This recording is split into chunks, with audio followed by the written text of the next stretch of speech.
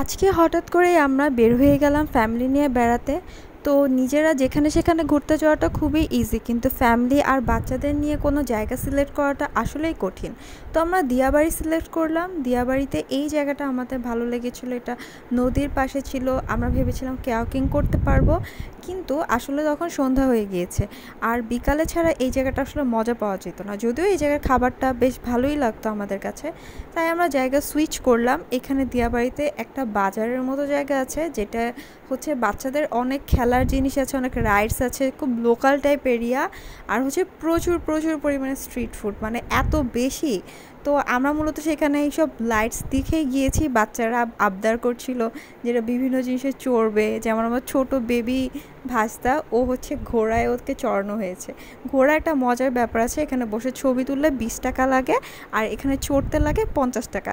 কিন্তু এখানে আশপাশ থেকে গাড়ি আসছিলো দেখে ঘোড়াটা বারবার হাঁটছিল, সো 20 টাকা দিয়ে আমরা আসলে 50 টাকার একটা ফিল পেয়ে গিয়েছি। এরপরে এই নৌকাটায় আমাদের চড়তে খুব ইচ্ছা করছিল, তো আমি ভাবলাম এটা বোধহয় ম্যানুয়াল, তাই চড়তে ভালো লাগবে। কিন্তু পরে দেখি এটা পাগলের মতো নড়া শুরু করছে আর মানুষজন তো চিৎকার দিয়ে একদম সব কিছু মাথায় তুলে ফেলছে, সো আমি আর সাহস পাইনি।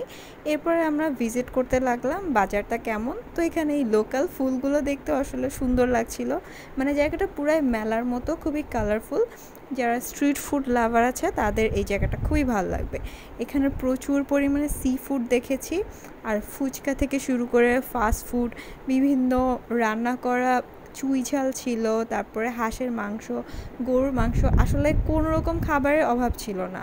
ইন্ডিয়ান থেকে শুরু করে দেশি খাবার সব কিছু অনেক বেশি অ্যাভেলেবেল ছিল, আর দামগুলো ছিল খুবই রিজনেবল। আর আমি আসলে ভিড়টা এখানে দেখাইনি, কিন্তু খুবই ভিড় ছিল, মানে এত এত খাবার এখানে।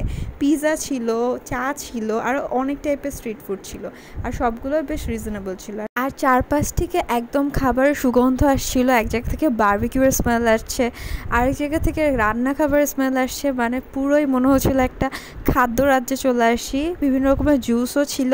তো যাই হোক, যারা হচ্ছে স্ট্রিট ফুড খেতে পছন্দ করেন তাদের খুবই ভালো লাগবে।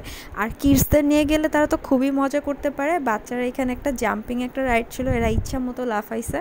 সো আমরা ওদেরকে এখানে রেখে আমাদের আসলে ওখানে খাওয়া হয়নি, বিকজ ওখানে আমার হাজব্যান্ড বলছিল ধুলো উড়ে আসছে, বাচ্চাদের জন্য একটু ঝামেলা হয়ে যাবে। তাই আমরা সামনেই হচ্ছে আরেকটা রেস্টুরেন্টে গিয়েছিলাম, এটার নাম ছিল হচ্ছে উড নেস্টে যে ব্যাপারটা সেটা হচ্ছে ভেতরে এখানে কিডস জোন আছে। আর এটা তো যারা গিয়েছে দিয়াবাড়িতে, এটা খুবই সুন্দর একটা রেস্টুরেন্ট, এটা খুবই কালারফুল।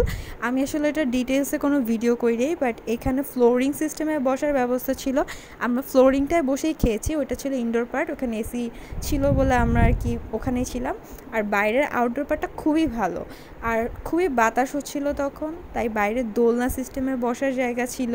বেসিক্যালি এটা ছিল ইনডোরের পার্ট, উপরেও বসার জায়গা ছিল, কিন্তু বাইরে যে পার্টটা এটা আমার কাছে আরও বেশি ভালো লাগে, মানে ওয়েদারে যদি বাতাস টাতাস থাকে খুবই ভালো লাগবে। তো যাই হোক, এখানে আমরা খাওয়া দাওয়া শেষ করে আমরা আসলে বাসায় ফিরছি। তাই ফ্যামিলি নিয়ে ঘুরতে বের হওয়ার জন্য দিয়াবাড়ির এই স্পটগুলো আসলে খুবই আনন্দের। এই পর্যন্তই, টাটা।